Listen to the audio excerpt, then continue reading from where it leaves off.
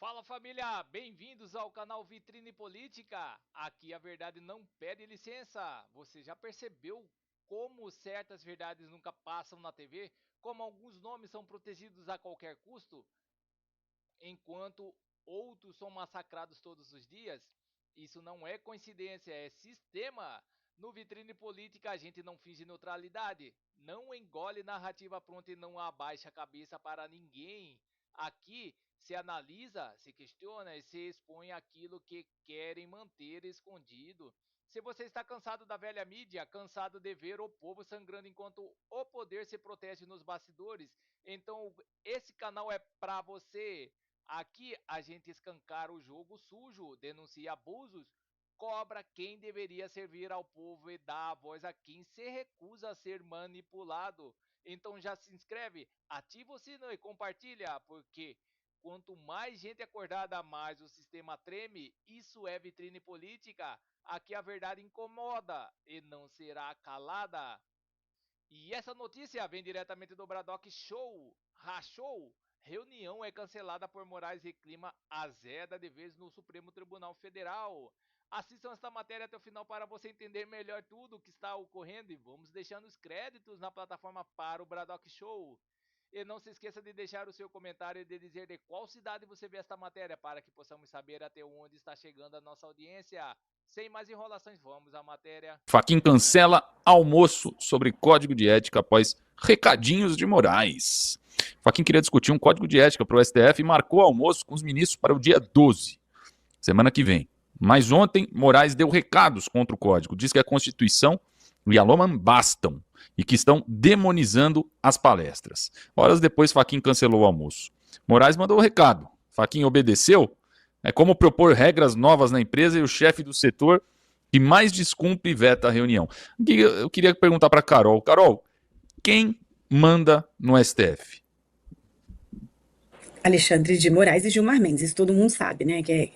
Controlam ali em todo o resto. Agora, quem tá ali no top 1 e 2 para entrar num processo de impeachment agora foi o Toffoli, né? Que a gente nem colocava ele ali nas cabeças todas da corrupção e a gente tá vendo agora com essa questão do Tayaya. Mas em relação a esse código de ética, eu sou completamente cética. Eu venho falando isso desde que isso foi aventado. Para começar, que isso surgiu ali, né? Foi a ideia do Fachin, que agora tá tentando moralizar, tá tentando deixar um legado como presidente da corte, tentando fazer uma autocontenção, uma autocorreção. A gente sabe que é chover no molhado, que não vai servir para nada. Isso aí é só um código de ética para inglês ver. Por que Alexandre de Moraes, nesse momento, tá tendo esse chilique, né? Esse piti em relação a tudo isso? Porque começou uma pressão da sociedade pela moralização de fato do STF. Mas isso não tem a ver com código de ética. Porque pela primeira vez na vida, esse dia chegou, gente. Eu concordei com o Alexandre de Moraes com a fala dele. A gente realmente não precisa de código de ética. A gente já tem a LOMAN, que é a Lei Orgânica da Magistratura. A gente já tem a Constituição Federal. A gente tem todo o ordenamento jurídico brasileiro. O nepotismo tá lá. Desde que eu fiz faculdade, que já tem umas boas décadas, já tava lá. Que esposa de ministro, que filho de ministro, não tem que atuar na corte. Então é só o que a gente precisa é que os ministros respeitem a lei. A gente não precisa de mais lei, a gente está num país que tem lei para absolutamente tudo. O que a gente precisa é que o ministro leia a lei e interprete como ela está escrita, e não como eles gostariam que fosse, e não que eles rasgassem todos os casos quando interessam. A STF hoje puxa para eles uma competência de qualquer assunto pode parar no STF. Quando eles não são provocados oficialmente, eles pedem ali para o puxadinho deles, né, o PT, ou o PSOL, ou qualquer partido ali de apoio, rede, para que entre com uma representação. A gente viu isso com o caso da prisão domiciliar do Bolsonaro, foi uma fofoca que o Lindbergh fez, que não gostou, reclamou no STF, mandou o Bolsonaro ilegalmente de prisão. É por eles que a gente luta por um Brasil melhor, é por eles que a gente luta por liberdade. Eu derrubada de manhã, é por eles. Quando me perguntam o que você tá fazendo aí, é para deixar um futuro melhor para eles. Desculpa, gente. Aí. Muito bom, muito bom. Não, você quer complementar, Carol? Não, essa questão do código de ética é exatamente isso. Não, pelo amor de Deus. Peraí, gente. Enquanto Vai lá, Carol, olha só, eu posso até ser repetitivo aqui, você me perdoa, Emilinho, mas eu vou insistir num ponto. O ministro Edson Fachin chega à presidência do Supremo Tribunal Federal no momento em que a instituição Supremo Tribunal Federal tem a imagem completamente enxovalhada, arranhada perante a sociedade. Se você fizer uma pesquisa e com qualquer amostragem, se você perguntar o que as pessoas pensam do Supremo Tribunal Federal, infelizmente, você vai ouvir críticas. Você vai ouvir que é a corte que usurpa prerrogativas constitucionais, porque mais legisla até, às vezes, do que julga, do que delibera, que quer ocupar, os ministros querem ocupar o papel dos parlamentares, que os ministros se manifestam politicamente, se manifestam, aliás, publicamente sobre causas e pessoas e personagens que eles podem atuar, que os ministros cometem ilegalidades, porque isso também já foi demonstrado com a Vaza Toga, por exemplo, só para citar um exemplo, que há um inquérito perpétuo para perseguir um espectro político do país, a direita, que no Supremo Tribunal Federal a espada só cai para um lado, sempre para o lado da direita, a penalidade é sempre para quem não joga, não defende, não comunga daquilo que os ministros do STF, que governam em consórcio com o PT, pensam e deliberam. Então você vai ouvir tudo isso. Você vai ouvir críticas até personificadas em relação aos ministros. Tal ministro fala demais, tal ministro abusa da lei, tal ministro age arbitrariamente e persegue pessoas específicas e tem presos particulares. O outro ministro gosta de convescotes e lobbies jurídicos pelo planeta. O outro ministro não nega o seu vínculo partidário, a sua ideologia militante de esquerda, comunista. Bom, sem precisar citar nenhum nome, eu trouxe aqui uma coleção de críticas que poderiam tranquilamente ser feitas por alguém na rua, na praça, sem ser punido. Por quê? Porque não falou o nome de ninguém, simplesmente, né? Eu trouxe aqui as críticas e não falei o nome de nenhum deles. Então, qualquer pessoa poderia falar sem medo de represália. E aí entra o último ponto. Porque falar sobre o Supremo Tribunal Federal hoje é arriscado também. É muito perigoso. Então isso daí, Emelinho, para mim, já é um retrato hoje do que é o Supremo Tribunal Federal. E aí o Fachin chega à presidência nesse momento e diz assim, não, eu vou estabelecer um código de conduta a partir de agora. Não, precisa de código de conduta? Olha a próxima pauta aqui, eu vou aproveitar que você tocou no gancho, mas só para você ter uma ideia, o STF valida aumento de pena para quem ofender presidentes da Câmara, Senado e do próprio STF. Criticar a autoridade agora pode dar pena 1/3 maior do que criticar cidadão comum. Flávio Dino disse que, abre aspas, não admite ser chamado de ladrão, mesmo que seja opinião. Fachin alertou, não há fundamento para isso na Constituição, mas foi voto vencido. A opinião é crime, não tem jeito. Até... Pode falar, Silvio. Não é o que eu dizia, você tá certo, ninguém pode falar mal do STF, este é o ponto. Veja, eu jamais defenderia que alguém ofendesse a honra de uma outra pessoa. Isso é passível de punição diante das nossas leis. As leis existem para preservar esse tipo de situação, para serem enquadradas, né, exatamente no caso, contra uma ofensa à honra de alguém. E aí, para isso, existe a figura de um magistrado para compreender se aquilo de fato, e com comprovação, caracteriza uma ofensa à honra, uma injúria, uma difamação.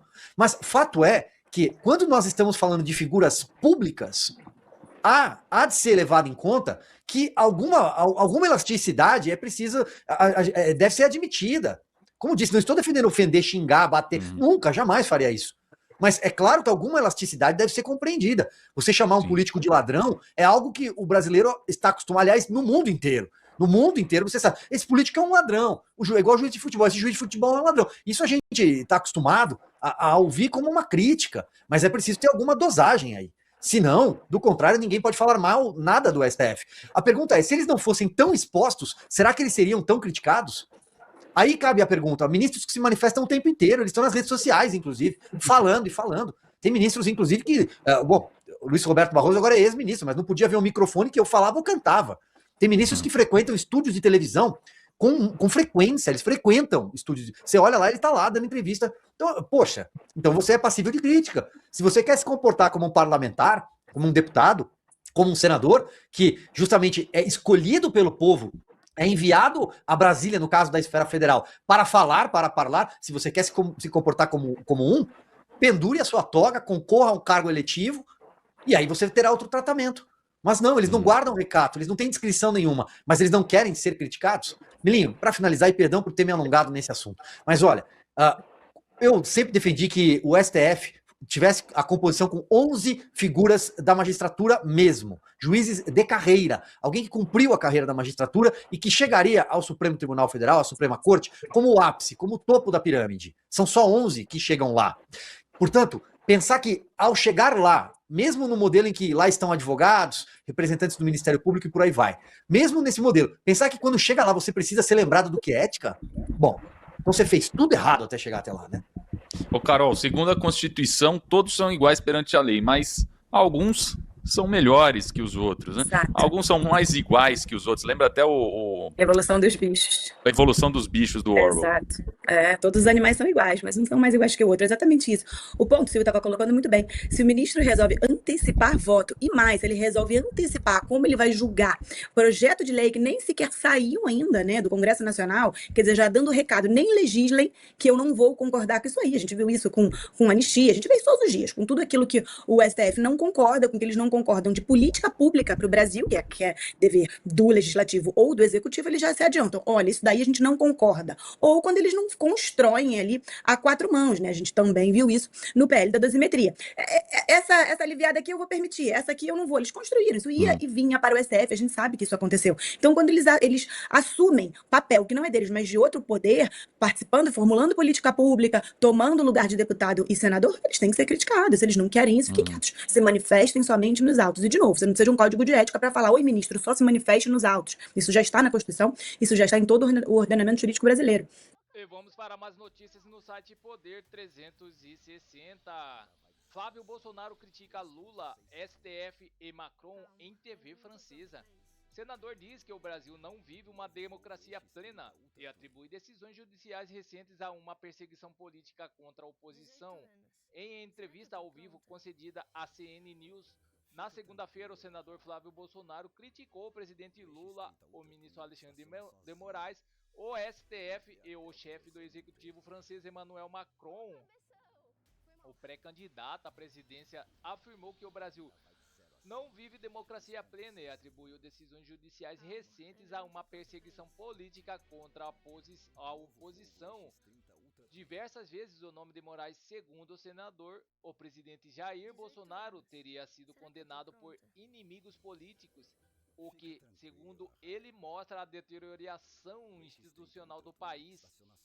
O senador abordou as investigações envolvendo INSS e citou Fábio Luiz Lula da Silva Lulinha, filho do presidente, ao falar de surpresas de desvios em benefícios previdenciários. Ele afirmou que o caso evidenciaria uma crise moral no Brasil. O Brasil passa hoje por graves acusações de roubo de aposentados no nosso sistema previdenciário, sendo que é acusado de desviar dinheiro. O próprio filho do presidente Lula disse. Investigações apuram eventuais ligações de Lulinha com o lobista Antônio Carlos Camilo Antunes, conhecido como careca do INSS. Em declaração recente, Lula disse que, se houver envolvimento do filho, deverá pagar com o preço. Na avaliação de Flávio, Brasil e França deveriam eleger novos presidentes no próximo ciclo eleitoral. Ao criticar Macron, o senador disse que o país europeu não aguenta mais um governo de extrema incompetência e que a nação sul-americana não suportaria outro mandato da extrema esquerda. Ele acusou o presidente francês de visitar o Brasil apenas para tirar fotos abraçando árvores na Amazônia e afirmou que críticas ambientais feitas por Macron se concentraram no período em que Jair Bolsonaro governava o país. Macron esteve no Brasil em 24 e também participou da COP30, realizada em Belém, onde tratou de cooperação ambiental com o governo brasileiro. Questionado pelos entrevistadores sobre política internacional, Flávio comentou a retirada de Alexandre de Moraes de uma lista de sanções da Lei Magnitsky pelo presidente Trump. Segundo ele, a decisão estaria ligada à importância estratégica do Brasil na geopolítica global. Em outro momento, classificou o acordo entre União Europeia e Mercosul como passo adiante importante, afirmando que o pacto não teria impacto relevante sobre produtores rurais franceses. Flávio já esteve em Israel nos últimos dias e está na Europa para uma série de encontros com políticos da direita europeia. Ele divulgou imagens ao lado da deputada Marion Marechal, ligada ao Reunião Nacional. Então é isso, pessoal. Essas são as notícias que estão circulando nas mídias da internet. Não se esqueça de se inscrever, deixar o seu like e clicar no sino para mais informações sobre política. Agradeço a todos pela audiência.